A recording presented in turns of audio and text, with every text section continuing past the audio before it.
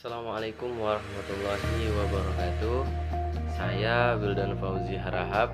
Di sini saya akan menjelaskan tentang konsep kirod, yang dimana tujuan dari pembuatan video kali ini adalah untuk memenuhi ujian akhir semester fikih muamalah 2.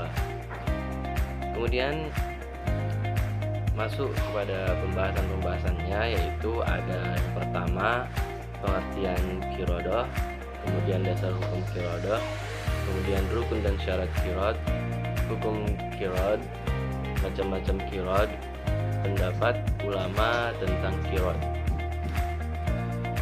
Masuk ke pembahasan yang pertama, yaitu pengertian kirod, yang dimana kirod termasuk salah satu bentuk akad syirikah atau perkongsian. Istilah kirod digunakan oleh orang Hijaz. Dengan demikian, kirod atau mudorobah adalah dua istilah untuk maksud yang sama. Sedangkan kirod berasal dari kata al-qardu yang berarti al-qadhu atau potongan, karena pemilik memotong sebagian hartanya untuk diperdagangkan dan memperoleh sebagian keuntungannya. Masuk ke pembahasan kedua, yaitu dasar hukum kirod. Nah, dasar hukum Al-Qur'annya itu terkandung di dalam surah Al-Baqarah ayat 245, yang artinya barang siapa meminjami Allah dengan pinjaman yang baik, maka Allah melipat gandakan gantinya kepadanya dengan yang banyak. Allah menahan dan melampangkan rezeki, dan kepadanya lah kamu dikembalikan. Ayat tersebut pada dasarnya berisi anjuran untuk melakukan perbuatan kirot atau memberi utang kepada orang lain. Kemudian dalam hadis Rasulullah SAW pernah bersabda, yang dimana Rasulullah pernah melakukan meminjamkan seekor unta muda, lalu beliau mengembalikan unta yang lebih baik usianya dari yang dipinjamnya, dan beliau bersabda, sebaik-baik kalian adalah yang paling baik dalam mengembalikan utangnya. Kemudian dasar hukum ijma, para ulama telah menyepakati bahwa al-qard boleh dilakukan. Kesepakatan ulama ini didasari tabiat manusia yang tidak bisa hidup tanpa pertolongan dan bantuan saudara-saudaranya, ataupun bisa disebut makhluk sosialis. Adapun dasar hukum kaidah fikih,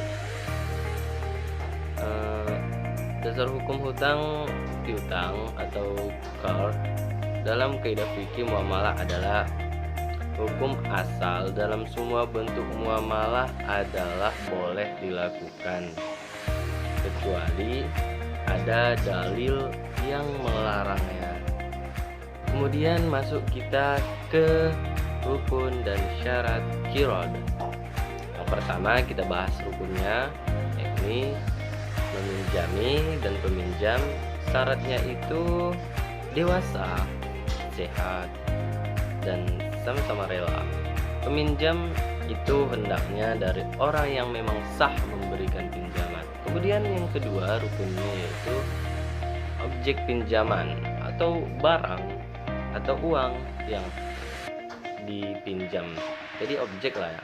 Kemudian syaratnya harus diketahui secara jelas. Nah, ini nggak boleh goib-goib, dia harus jelas jumlahnya, kadarnya, ukurannya, baik oleh pemilik maupun penerima. Jadi barang peminjam ini berupa binatang, pinjam itu berupa binatang, maka harus diketahui sifat dan umurnya. Itulah contohnya. Kemudian yang ketiga, pemanfaatannya atau kemana dia menggunakan atau memanfaatkannya. Inilah rukun yang ketiga. Jadi syaratnya itu adalah pemberi pinjaman harus mengetahui bagaimana pengguna pinjaman dari peminjam tersebut. Untuk apa dia meminjam? Jika pinjaman tersebut dipergunakan sebagai modal kerja, maka pemilik modal perlu mengetahui jenis pekerjaan tersebut. ya, biar transparan seperti itu. Kemudian rukun yang keempat ada keuntungan. Nah, keuntungan atau laba, atau kita bisa katakan profit lah. Jadi syaratnya itu besar atau kecilnya bagian keuntungan hendaknya dibicarakan saat mengadakan perjanjian. Misalnya pemilik modal memperoleh 40% atau 50% atau 60%, sedangkan penerima modal bisa mendapat 60%, 50%, 50-50, ya di awal harus disepakati. Nah, masuk ke hukum Qirot. Nah, hukum Qirot itu terbagi dua, yaitu hukum Qirot fasid. Nah, yang pertama yaitu hukum Qirot fasid, yakni salah satu contoh Qirot fasid adalah mengatakan, berburulah dengan jaring yang saya dan hasilkan buruannya dibagi di antara kita. Nah, ulama Hanafiyah, Syafi'iyah, dan Hambaliyah berpendapat bahwa pernyataan termasuk tidak dapat dikatakan hukum Qirot yang fasih, karena pengusaha atau pemburu berhak mendapatkan upah atas pekerjaannya, baik ia mendapatkan buruan atau tidak. Kemudian yang kedua adalah hukum Qirot sahih. Nah, hukum Qirot sahih yang tergolong sahih cukup banyak. Di antaranya ialah tanggung jawab pengusaha. Nah, ini perlu. Ulama fikih telah sepakat bahwa pengusaha bertanggung jawab atas modal yang ada di tangannya, yakni sebagai titipan. Hal ini karena kepemilikan modal tersebut atas izin pemiliknya. Kemudian yang kedua, bagian dari Qirot sahih ini tasyarruf pengusaha. Nah, hukum tentang tasyarruf pengusaha berbeda-beda tergantung pada Qirot mutlak atau terikat. Nah, kemudian masuk kita ke macam-macam Qirot. Yang pertama itu ada kredit canda kula. Nah, kredit canda kula ini itu pinjaman modal yang diberikan kepada para pedagang kecil dengan sistem pengembalian sekali dalam seminggu dan tanpa tanggungan atau jaminan. Kemudian ada KPR atau kredit pemilikan rumah. Nah, bertujuan membantu masyarakat yang belum memiliki rumah.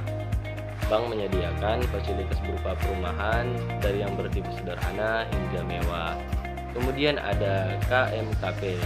Nah, KMKP ini adalah singkatan dari kredit modal karya permanen. Nah, dilaksanakan baik oleh negara maupun bank swasta pada saat ini. Inilah kredit modal karya permanen. Kemudian masuk kita ke pendapat ulama tentang Qirot. Nah, ini adalah pembahasan terakhir kita. Jadi objek hukum Qirot. Nah, fuqaha sepakat bahwa Qirot dapat dilakukan dengan uang atau semisalnya. Tetapi mereka berbeda pendapat tentang barang. Jumhur fuqaha Ansor atau negeri-negeri besar tidak memperbolehkan Qirot dengan barang, tetapi Ibnu Abu Laila memperbolehkan.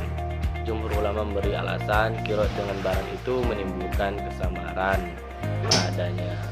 Kemudian yang kedua ada syarat hukum Qirot. Nah, secara garis besar syarat Qirot yang tidak dibolehkan oleh semua fuqaha adalah syarat-syarat yang bisa mengakibatkan kesamaran yang bertambah-tambah. Nah, tidak boleh ada samar-samar, jadi ini harus jelas dan transparan seperti itu. Kemudian hukum Qirot menurut kesepakatan ulama telah sepakat bahwa Qirot diperbolehkan dalam Islam karena di dalamnya terdapat kelembutan dan kasih sayang sesama manusia serta dalam rangka mempermudahkan urusan mereka dan meringankan penderitaan mereka.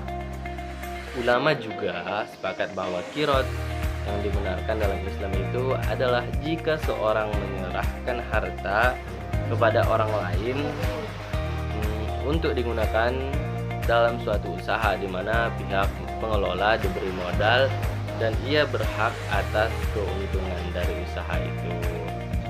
Nah, Jadi kesimpulannya saya akan memberikan sedikit kesimpulan, yaitu dari beberapa pengertian yang dikemukakan tadi, bahwa kirot itu ikatan kerja sama antara dua orang pihak yang telah membuat kesepakatan bahwa satu pihak menyandang dana dan pihak lain menjadi pengelola. Keuntungannya itu diperoleh mereka bagi sesuai dengan kesepakatan. Seperti yang saya jelaskan tadi, atau seperti yang kita bahas tadi, ada yang 60-40, 50-50, dan lain sebagainya. Sedangkan kerugian akan ditanggung sepenuhnya oleh penyandang dana, karena selama kerugian ini bukan diakibatkan kelalaian pengelola. Ya, seperti itu. Mungkin cukup sekianlah yang dapat saya sampaikan. Kurang dan salahnya saya mohon maaf, kepada Allah saya mohon ampun. Wabillahi taufiq wal hidayah. Wassalamualaikum warahmatullahi wabarakatuh.